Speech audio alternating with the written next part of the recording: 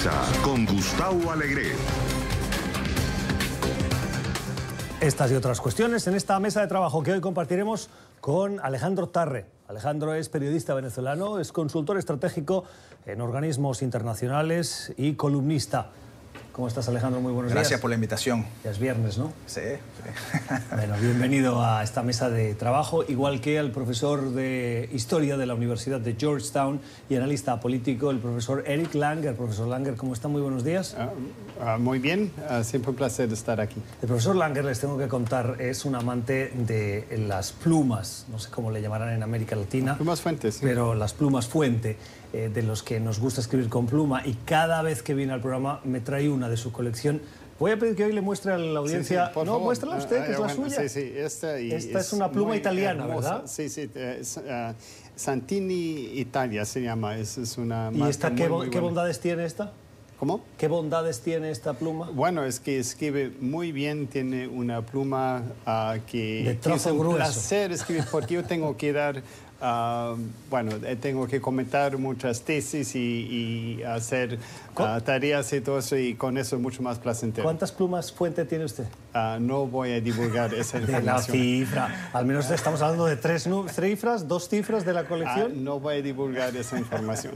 Profesor, me está dejando en evidencia, la audiencia está esperando la colección del profesor Eric Langer. Bueno, que vean entonces cada vez que venga para bien y vayan contando. A ver. Bueno, pues nada, el reto del profesor Eric Langer para ustedes, la audiencia. Hoy viernes, así comenzamos un poquito más desenfadados este programa, cuando también nos estamos fijando en la situación en el Congreso de los Estados Unidos, una votación que ayer ponía rumbo ya a esa definición de audiencias públicas del proceso de juicio político al presidente Donald Trump, una división casi totalmente partidista, en que los republicanos votaron en bloque en contra de esa resolución y los demócratas hicieron lo propio, excepto dos que se sumaron a los republicanos, lo cual demuestra esa cerrazón en las filas, esa división en la política estadounidense, que en el fondo es un reflejo de la división que hoy vive Estados Unidos en los últimos 2 años y que cada día se acentúa más. La resolución aprobada lo que pone es la definición de cómo van a ser esas audiencias públicas, quién se va a encargar y cómo se van a producir. El objetivo de los demócratas es que haya transparencia en el proceso, algo de lo que han sido acusados, la falta de transparencia. Hasta ahora dice la Casa Blanca que el proceso no ha respetado el debido proceso del presidente Trump y tampoco que sea muy constitucional, aseguran. Más allá de la acusación, los demócratas están siguiendo los procedimientos legales. Profesor, a partir de ahora se abre una nueva fase en la política estadounidense. ¿Qué vamos a ver? ¿La agenda pública marcada por esas audiencias de una manera constante? Sí, y ya estoy harto de este proceso, pero ni ha empezado en realidad, y ahora va a ser en público, y eso es lo importante, que antes los republicanos acusaron que eso todo estaba en audiencias privadas, que el público no podía participar, y ahora sí puede ver lo que está pasando, y me parece muy bien, porque lo que hace la Casa de Representantes en realidad no es enjuiciar al presidente, sino más bien mostrar cuáles son las pruebas y votar si se debe adelantar eso entonces, y para que vaya al Senado, para que ellos sean como el jurado que entonces toma la decisión. Entonces, la fase preliminar, y lo que yo sepa, todo está hecho completamente constitucionalmente. Lo que dicen los republicanos es simplemente falso. Hay una disposición en la resolución que no se ha mencionado mucho, pero creo que es importante en el sentido de lo que decía el profesor, de que es básicamente esta disposición exime a las audiencias del Comité de Inteligencia de la Cámara de Representantes de una regla que limita a 5 minutos los cuestionamientos de cada testigo, ¿no? Y bueno, ahora el jefe del Comité de Inteligencia puede cuestionar durante 45 minutos. Esto es importante, ¿no? Porque sin esta disposición, eso significa que las audiencias serían muy fragmentadas, serían un poco caóticas de un miembro cuestionando al testigo, a los 5 minutos otro miembro cuestionando al testigo, y eso impide la elaboración de una narrativa coherente, pues, ¿no? Que yo creo que es esencial, ¿no? En la presentación de la evidencia de todos los testigos. Sí, a veces lo que también pasa es que eso solamente da tiempo para el representante decir algo y su declaración y no realmente dejar preguntar. Exacto. Y eso ya da un seguimiento mucho mayor, me parece. Exactamente. Sí. Es así. La noticia parece que no ha hecho mella en la imagen pública que tiene el mandatario estadounidense, que se ha mantenido de manera estable, si bien por debajo del 50%, pero con cierta estabilidad desde hace unos cuantos meses. Los datos son de una encuesta que se ha hecho pública ahora de la agencia Associated Press junto con el Centro de Información sobre Cuestiones Políticas NORC. Dice que el 42% de los estadounidenses aprueban la gestión del presidente Donald Trump. Y cuando nos fijamos en ese nivel de aprobación, cuando lo vemos y lo dividimos por afiliaciones políticas, el nivel de aprobación entre los republicanos asciende al 85%. Una aprobación entre los republicanos que también quedó demostrada ayer con esa votación sin una sola deserción de los votos en la Cámara de Representantes. En el Senado habría que ver qué pasa, porque hay algunas voces, como la de Mitt Romney, por ejemplo, que sí son críticas con el mandatario, pero en la Cámara de Representantes no. Sí. Bueno, mira, o sea, yo creo que la realidad política no ha sido alterada en este sentido, ¿no? Creo que es el 90% de los republicanos se opone, pues, al proceso de destitución del presidente Trump, ¿no? En los estados swing, ¿no? Los estados disputados en las elecciones, salió una reciente encuesta que no me acuerdo, bueno, Florida, Wisconsin, Carolina del Norte, todos estos estados que normalmente son disputados en las elecciones, el 43% no apoya el impeachment. Entonces, esto es como más o menos 10% por debajo del promedio nacional. Mientras esta realidad mientras las encuestas revelen estos números, yo creo que es poco probable, ¿no? que ocurra algo en términos de los republicanos abandonando a Trump. Sabemos que, bueno, se necesitan en el Senado, 2/3 partes del Senado tiene que votar a favor de la destitución. Mientras estas encuestas reflejen esos números, yo creo que eso no va a cambiar. Sí, ayer nos preguntábamos, hay varias incógnitas dentro de las estrategias de los demócratas para impulsar este juicio político. Por un lado, está Nancy Pelosi avanzando un proceso que sabe que no va a acabar en la destitución, a no ser que se haga algo muy relevante que hoy no es público y que pueda hacer decantar a la mayoría de la opinión pública y de los republicanos para sumarse a ese proceso de destitución. Hasta la fecha no parece muy probable.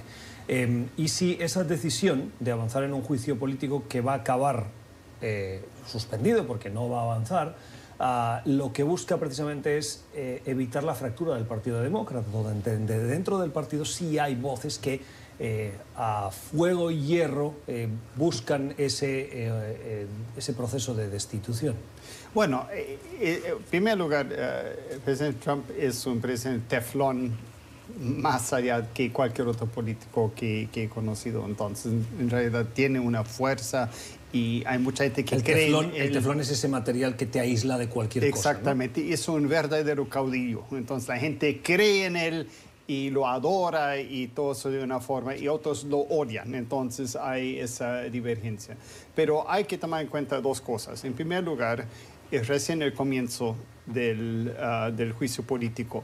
Y igual fue con Nixon, que no era tan carismático como Trump, pero sí que al principio todos los republicanos estaban a favor de Nixon, muchos, y recién la mayoría se volcó hacia más bien la dimisión y aprobar el juicio político contra Nixon. Entonces eso fue todo un proceso y estamos recién al principio, entonces no podemos predecir lo que pasa. Esa es la apuesta de los demócratas, pues, sí, ¿no? De que con la presentación pública de esta evidencia haya un cambio en la opinión pública, ¿no? Yo creo que un aspecto relevante es qué va a pasar con la economía. Es decir, si tú tienes, ahora tienes, la economía sigue creciendo, el desempleo sigue muy bajo, ¿no? Alrededor del 4%, ¿no? Sí. Pero bueno, los economistas están hablando de una mini recesión, o sea, de una recesión en algunos sectores de la economía, el sector agricultura, la industria manufacturera, transporte marítimo. Es decir, en esos sectores la economía está mal. Si hay una crisis, yo sí creo que eso podría cambiar un poco el balance de fuerzas ahora, ¿no? Porque en un escenario, imagínense, donde vamos a ver más revelaciones pues, de lo que está ocurriendo con Ucrania, ¿no? Ayer hubo ya otro asesor en el Consejo de Seguridad Nacional, creo que el experto de mayor rango en Rusia, que dijo, confirmó, ¿no?, que el embajador de Estados Unidos ante la Unión Europea le dijo a un alto funcionario de Ucrania que el paquete de ayuda militar sí dependía del compromiso del gobierno de Ucrania con investigar a los Biden. Es decir, esto es una prueba más, un granito más a la montaña de arena, ¿no? Si estas cosas siguen en un escenario de recesión, ahí las dinámicas quizá podrían cambiar, aunque yo tengo mis dudas al respecto. Y lo interesante es que en realidad de alguna forma hay una injerencia extranjera en eso también, porque los aranceles chinos apuntan justamente hacia los sectores que están en favor de Trump. Electores.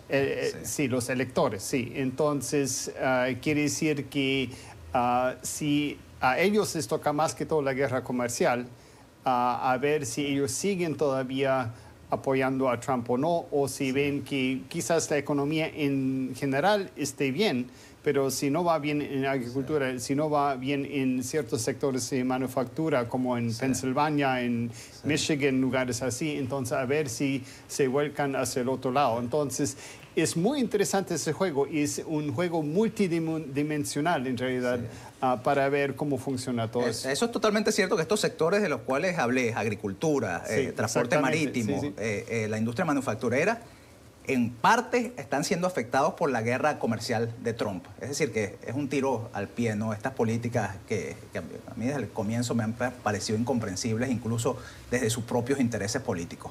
3:44 de la tarde en España, en Madrid. El día en el que conocemos, por una nota que difundió primero la agencia de noticias Bloomberg y que luego se han hecho eco el resto de medios de comunicación, Estados Unidos estaría pensando, al menos parte de sus funcionarios dentro de la administración estadounidense, en avanzar en sanciones contra España, particularmente contra el Banco Central y otras entidades, dice la nota de Bloomberg, que es bastante genérica, pero que revela que hay un debate interno dentro de la administración para presionar a España con esas sanciones por, dicen, apoyar al mismo nivel y de la misma manera que lo está haciendo, por ejemplo, Rusia o China al régimen de Nicolás Maduro. Ponen 3 ejemplos. Uno, que el gobierno de Pedro Sánchez, el actual presidente en funciones, que busca la reelección, está deteniendo o poniéndole palos a las ruedas a posibles sanciones de la Unión Europea, nuevas sanciones a Venezuela. El segundo, que la Fiscalía Española y las autoridades españolas deberían hacer más para identificar la procedencia de fondos de venezolanos que llegan a España y compran propiedades de gran valor, propiedades muchas de ellas de lujo, en zonas muy adineradas de, por ejemplo, la capital española. Y tercero, para presionar otra vez para conseguir la extradición de Hugo Carvajal, el general venezolano que dio la espalda al chavismo y que tiene información, o presuntamente tendría poderosa y valiosa información para la Fiscalía estadounidense en cuanto a los negocios de narcotráfico vinculados al régimen y a altos funcionarios del gobierno de Nicolás Maduro. ¿Es el camino, Alejandro, a imponer sanciones a un Estado que es tradicionalmente aliado? Hay que recordar que, por ejemplo, en España hay una base militar estadounidense. Sí. Hay varios factores ahí. Yo quiero comenzar contando una anécdota de... Hace poco yo fui a visitar a un familiar en Madrid y me asombró la cantidad de venezolanos en todas partes, ¿no? O sea, yo estaba quedándome en un sitio, en la heladería que estaba a una cuadra, 2 venezolanos trabajando. Había un negocio, una arepera cerca de donde yo estaba. El taxista que bueno, me los atiende era españoles venezolano. Van descubriendo la bondad de las arepas. Exactamente. Los pequeños. De los pequeños. Pero sí, bueno, era una presencia increíble, pues, de venezolanos en las calles, en los negocios, trabajadores. Y le pregunté a un taxista español sobre esta presencia de venezolanos, ¿no? Tratando de ver si había cierto resentimiento, pues, por el número de venezolanos que había en Madrid, bueno, que yo estaba observando, pues, ¿no? Y lo que me dijo fue revelador en términos de esta noticia que estábamos comentando, que no se quejó de los venezolanos que trabajan en los negocios, en las heladerías, sino me dijo que el resentimiento de él era por los venezolanos ricos, que él sabía que eran corruptos y estaban comprando edificios y se creían dueños de Madrid, ¿no? Yo creo que eso es en parte lo que está motivando. ¿Esta persona era española? Sí, un taxista español, ¿no? Eso en parte lo que está motivando esta presión de Estados Unidos. Yo creo, sinceramente, que es un bluff. O sea, que no es una amenaza de que están presionando, pero que al final no van a hacer nada. Como dices tú, hay bases militares de Estados Unidos en España. España es un importante aliado en la lucha contra el terrorismo. España está hospedando a un importante líder opositor, Leopoldo López, en su embajada en Caracas. Yo lo que pienso aquí es que simplemente están lanzando esto para presionar, ¿no? Trump tiene una ventaja en este tipo de amenazas. Para advertir a los demás, ¿no? Exacto, sí. Y Trump tiene una ventaja en este tipo de amenazas de que es tan errático e imprevisible, ¿no? Que Pedro Sánchez de repente dice, yo no sé si él lo va a hacer de verdad, ¿no? Y podría funcionar esta presión, ¿no? Ahora, bueno, como digo, yo no creo que es algo que al final del día, si España no hace nada, ellos van a hacer, pues. Yo creo que es un bluff. Bueno, me parece muy interesante los altos funcionarios del Partido Socialista de España, el PSOE, que Felipe González está contra Maduro, pero Zapatero más bien ha ayudado a Maduro. Entonces es una contradicción muy grande y yo creo que el Partido Socialista mismo dentro de España está dividido sobre eso porque no saben a quién realmente apoyar. Y si Sánchez no está permitiendo que hayan sanciones europeas hacia Venezuela, eso sí es bastante grave y me parece un gran error. Sí, pero desde el punto de vista de la lucha contra el terrorismo, las bases ubicadas al sur de España son estratégicas para la lucha en la zona norte de África, conocida como el Magreb, donde se esconden miembros y militantes, seguidores de organizaciones terroristas que lo que buscan es atentar.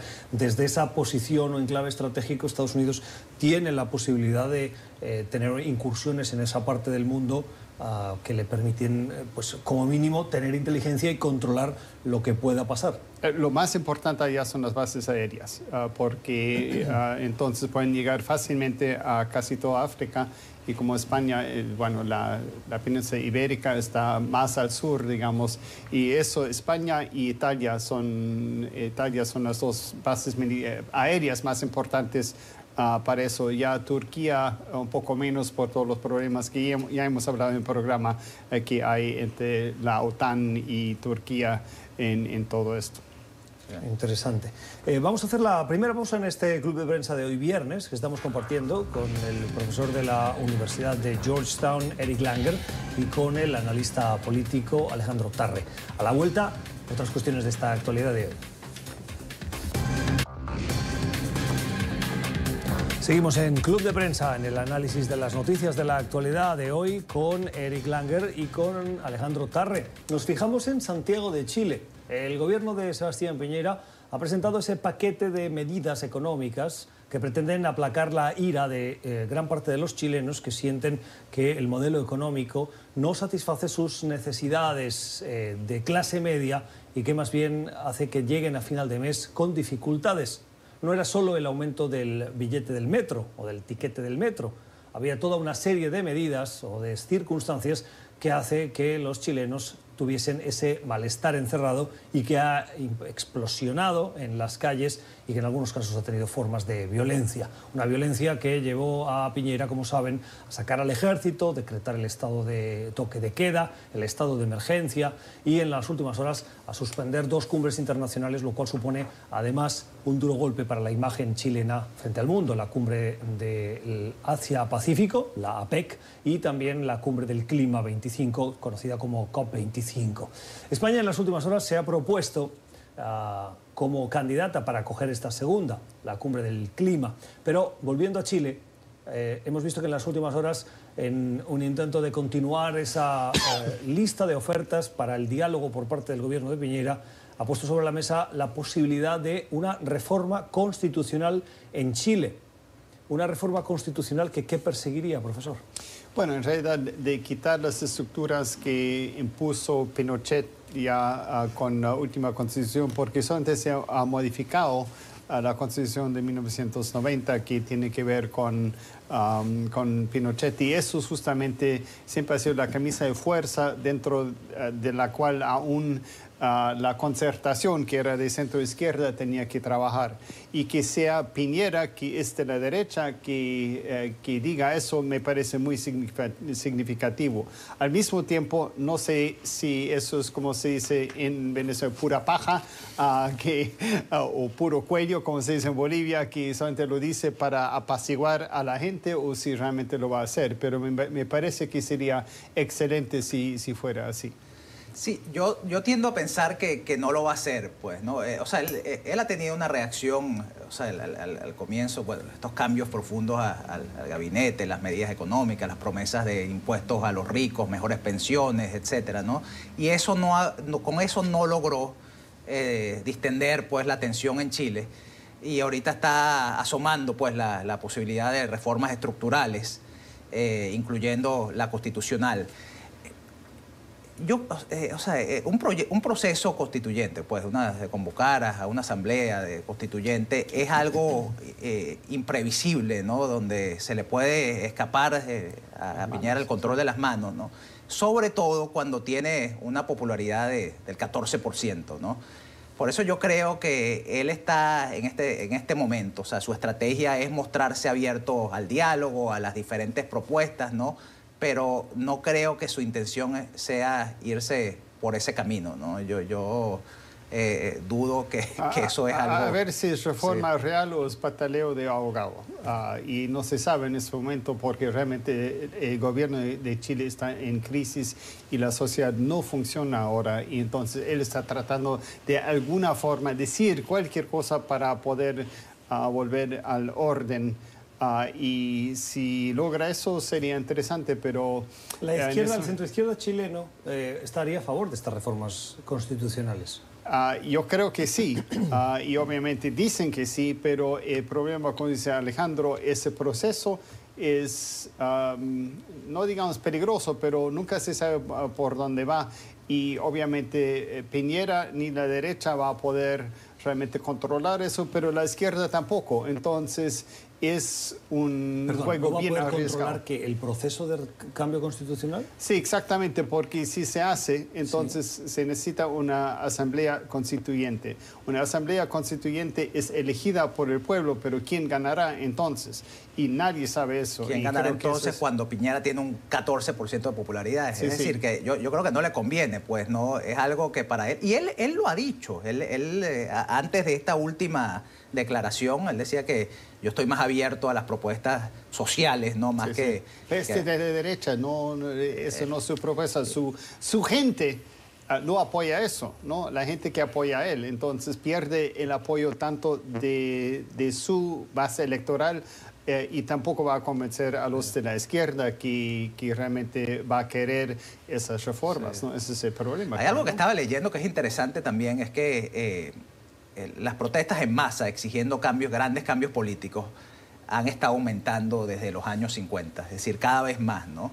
Pero estaba leyendo un estudio la reseña de un estudio de una académica de Harvard que dice que ha descubierto que desde 2005 estas protestas en masa han disminuido dramáticamente su efectividad, pues, ¿no? Que no están logrando los objetivos que se proponen, ¿no? Que en 2005 alcanzó un pico de efectividad y desde entonces ese porcentaje se ha desplomado. En ese sentido, de las explicaciones que esta investigadora en particular da, dice que los líderes han aprendido a sortear las protestas, pues a cómo tratar de distender las tensiones y esperar y sobrevivir, ¿no? Y bueno, yo creo que en Chile, ¿sabes? Si Piñera está consciente de estas tendencias, pues, mundiales, él piensa, bueno, yo lo que hay que hacer ahorita es distender un poco las tensiones, esperar, tratar de buscar espacios de concertación con la oposición donde podamos implementar reformas que no sean tan peligrosas para él como una reforma constitucional. Son las 11 de la mañana en Bolivia. Termina una semana de caos, de enfrentamientos, tras las elecciones del pasado domingo, en el que parece que se han enrocado las posiciones. En la pausa comentábamos con el profesor Eric Langer de la incertidumbre que viene para Bolivia, con una auditoría que está impulsando la Organización de Estados Americanos. El resultado pide el secretario general de la OEA, Luis Almagro, que sea vinculante, lo acepta el gobierno de Evo Morales, pero no Carlos Mesa, que sería el contendor que, en caso de segunda vuelta, sería el candidato de la oposición. Y además estamos viendo no solo esas protestas que se mantienen en las calles de enfrentamientos, sino que Evo Morales está, primero, diciendo que se está preparando un golpe de Estado, que parece que ha pasado la semana y no ha habido ninguna señal de golpe de Estado, pero en cualquier caso esa fue su amenaza. Sí, pero dicen. Sí. Y por el otro, que llama a sus seguidores a tomar, literalmente la palabra que utiliza es tomar las grandes ciudades. Esto en Bolivia, pero estamos viendo conatos de ahora altercados públicos y protestas en las calles de Colombia y en las calles de Panamá. Probablemente no tienen una relación directa, pero el sustrato puede ser similar. Empecemos por Bolivia, profesor. Bueno, en realidad el problema acá con Bolivia es que, en primer lugar, hubo un referéndum donde Evo Morales perdió, que no podía postularse para las siguientes elecciones. Y la Constitución dice explícitamente que no lo puede hacer. La Constitución promovida por él, además. Exactamente, sí. Su Constitución, sí. ¿No? Pero el problema es ahora, muy concretamente, con lo que está pasando, es que Carlos Mesa, que es el que más votos ganó más allá de Evo Morales, dice que en realidad, ¿por qué la OEA va a hacer una auditoría con el TSE, que es el Tribunal Supremo Electoral, si el tribunal justamente es el problema? Que cómo pueden conseguir datos fidedignos, cómo puede ser que se pueda hacer así, porque si no se incluye a la oposición en el conteo y todo eso, entonces, ¿cómo jamás vamos a saber si realmente fueron cifras verídicas? Y me parece que el error garrafal fue, porque hablamos el lunes pasado, que el TSE dejó de contar votos por 24 horas. Entonces ya nadie cree en los resultados. Y ese es el problema. Ni la oposición ni los de Evo Morales, porque saben que puede haber cualquier truco, y se parece mucho, lastimosamente, a lo que pasó en Venezuela con las elecciones con Enrique Capriles. Y entonces espero que no vayamos por el mismo camino, porque eso sería muy, muy feo. Obviamente estoy hablando con venezolano aquí, entonces seguramente tienes muchas opiniones sobre todo esto. Sí, también. O sea, yo lo que veo es que el juego está trancado en el sentido de que tienes a Evo Morales diciendo ahora, hagan una pausa a las protestas, a los paros, y esperemos la auditoría de la OEA y qué determina la auditoría de la OEA. Yo me voy a regir por lo que diga la OEA, ¿no? Y bueno, está la posición de la oposición, como bien la describió el profesor, que es de que ellos no aceptan esa auditoría y que ellos lo que están ahorita buscando es la renuncia de Evo Morales y que se hagan nuevas elecciones con un nuevo tribunal electoral, ¿no? Esto, ahí yo no veo ahora en este momento ningún espacio de concertación, ¿no?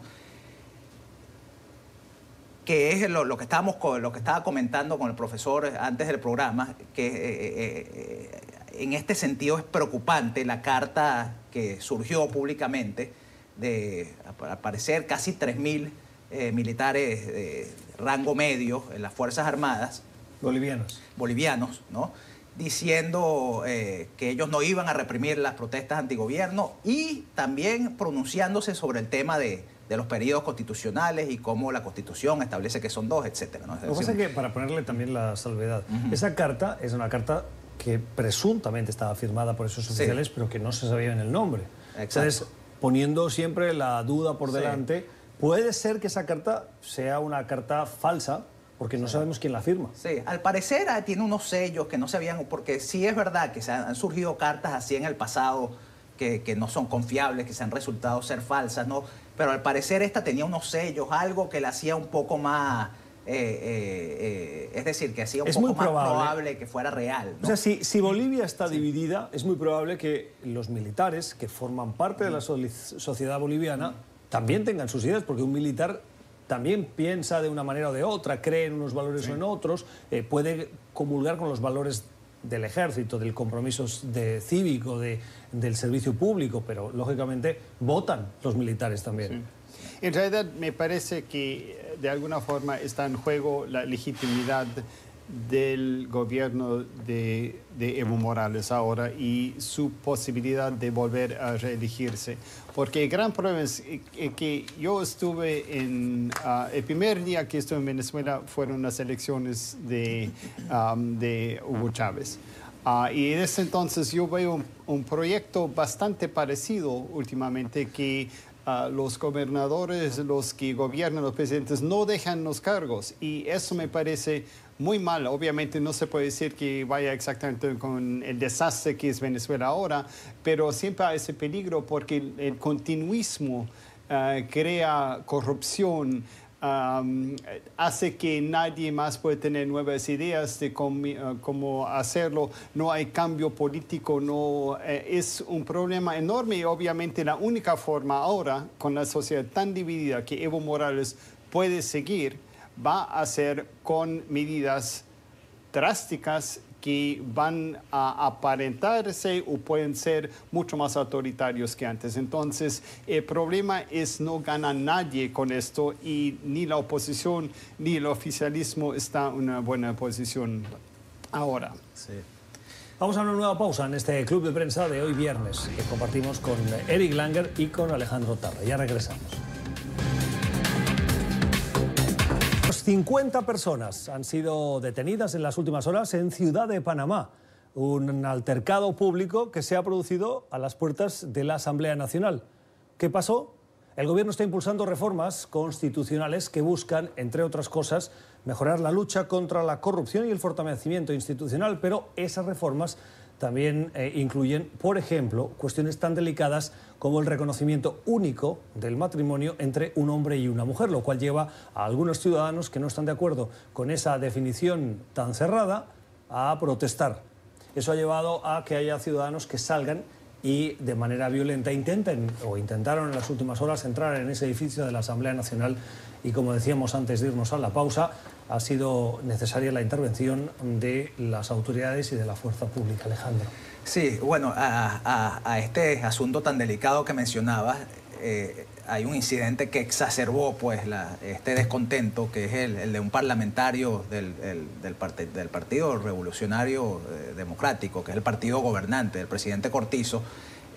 Unos activistas trataron de entrar en el Congreso y él se negó a recibirlos aduciendo que eran gays, o sea, que no podían recibirlos por esa razón, pues, ¿no? Esto es verdaderamente impresionante, esta reacción tan retrógrada. Hay que decir que el presidente Cortizo sí se pronunció claramente a favor de la tolerancia y en contra de lo ocurrido con este parlamentario en particular, ¿no? Pero bueno, es algo que sigue ocurriendo de vez en cuando en América Latina, de episodios como estos. Yo he escuchado en Perú, creo que en Paraguay hubo un incidente similar hace unos años de un político, un prominente, diciendo una declaración de este tipo, ¿no? Al mismo tiempo hay que declarar que América Latina ha sido una región líder pues, en la promoción y la defensa de los derechos LGBT. Más de media docena de países han reconocido ya formalmente el matrimonio entre parejas del mismo sexo. Personas del mismo sexo. Las leyes contra la discriminación de los gays se han propagado por toda la región. Argentina tiene de las legislaciones más progresistas en materia de defensa de los derechos gay en el mundo. América Latina, la labor que se ha hecho en esta labor de los activistas, que han sido sumamente creativos además, es más impresionante lo que se ha hecho en Estados Unidos y muchos países europeos, ¿no? Entonces, ahora, incidentes como los que ocurrieron del parlamentario en Panamá y todo el proyecto constitucional refleja que todavía pues, es una lucha que no se ha terminado, pues. Yo lo veo de una perspectiva quizás muy gringa en este sentido y me parece interesante que en las constituciones hayan esta clase de cuestiones porque me parece, obviamente esa es una visión muy anglosajona, que las constituciones realmente deberían tener más que todo cómo funciona el gobierno, no estas cuestiones sociales, etcétera, que al final son para el Poder Judicial en vez de la misma Constitución. Pero esa es la diferencia pues, entre dos sistemas, más un sistema napoleónico como en América Latina y más de mecanismos generales como la Constitución aquí en Estados Unidos. Pero sí, es un gran problema y me parece que un problema mayor porque en realidad hay una bifurcación dentro de la sociedad latinoamericana más y más, que hay gente evangélica que está muy en contra del matrimonio gay y todo eso, y hay otros que son mucho más tolerantes en ese sentido. Y eso no se veía antes cuando la población era más católica. Porque, bueno, la Iglesia Católica regía y también estaba en contra de eso por mucho tiempo, pero ya con el Papa que ha dicho, bueno, que los hombres y las mujeres sean como sean, está bien, igual son hijos de Dios. Me parece que la Iglesia Católica ha tomado un rol más progresista que antes era difícil de pensar. Pero es cierto que el elemento detonante ha sido esa definición que limita matrimonio a hombre y mujer en esa Constitución. Pero el objetivo de las reformas que está impulsando Cortizo no es exclusivamente esa. Sí. El objetivo final es la lucha contra la corrupción y el fortalecimiento institucional. Y parece que estas protestas están opacando ese ulterior objetivo que sería más bien deseable por la sociedad panameña. Exactamente, y creo que de alguna forma mi crítica era justamente eso, que meten en la misma canasta tantas cosas diferentes, incluso cosas sobre la vida social, en vez de solamente meterse con cosas políticas, netamente que tienen que ver con corrupción y todo eso. Entonces, con eso ya crean problemas justamente por eso, porque no hay una coherencia ya, entonces cada uno está en oposición a alguna cosa, pero no a todo, entonces hay mucho más oposición. Entonces están de alguna forma creando más oposición en vez de tener solamente una reforma contra la corrupción que sí es muy necesaria en el caso de Panamá. Y eso sería mejor más bien tener, digamos, una reforma pura en vez de contaminar eso con otras cosas que no tengan que ver con lo esencial que es la corrupción. Sí, totalmente de acuerdo. Y uno no puede dejar de pensar en un efecto contagio, pues, ¿no? En términos de las protestas, o sea, que ya tienes a Ecuador, Bolivia, Chile, Honduras. Sí, uno se pregunta si aquí hay algo, ¿no? de que estas causas profundas, pues, ¿no? De que si el contagio no es una, ¿no? Y en este caso de Panamá, de repente ahí se puede observar un poco este efecto. Son las 9:25 de la mañana en Ciudad de México. Quiero traer a la mesa una polémica que está arreciando en la sociedad mexicana respecto a la actuación del presidente Andrés Manuel López Obrador y su gobierno. Es respecto a los detalles que ha dado a conocer frente a las duras críticas que ha recibido esa administración por el operativo en Culiacán, que primero aprendió y luego liberó al hijo de Joaquín El Chapo Guzmán, Ovidio Guzmán.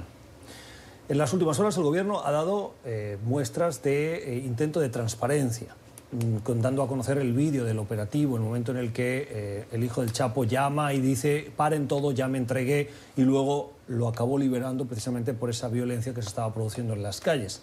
En un ejercicio, dicen, de transparencia, sus críticos de irresponsabilidad, el gobierno ha dado a conocer el nombre de quien estaba al frente de ese operativo, en un intento de cargar las culpas a alguien como responsable de esa fracasada operación. Se trata del coronel de caballería del Estado Mayor Presidencial, Juan José Verde Montes, que es jefe del Grupo de Análisis de Información de Narcotráfico.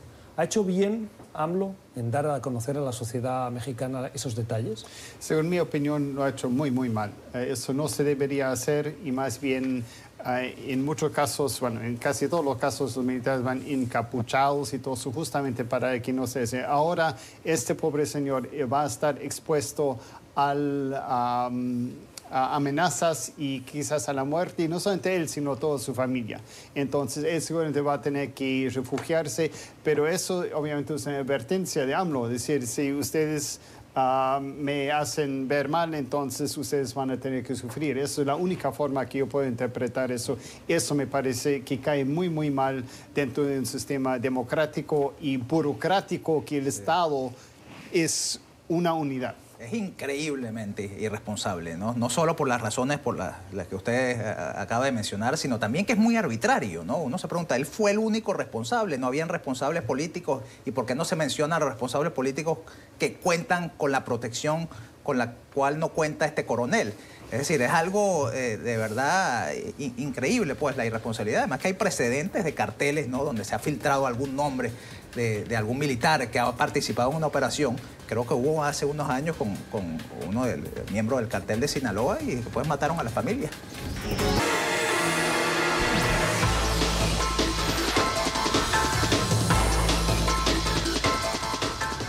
Y como es viernes, en este club de prensa de hoy queremos terminar con la mala semana. ¿Quién se la dan nuestros invitados, profesor?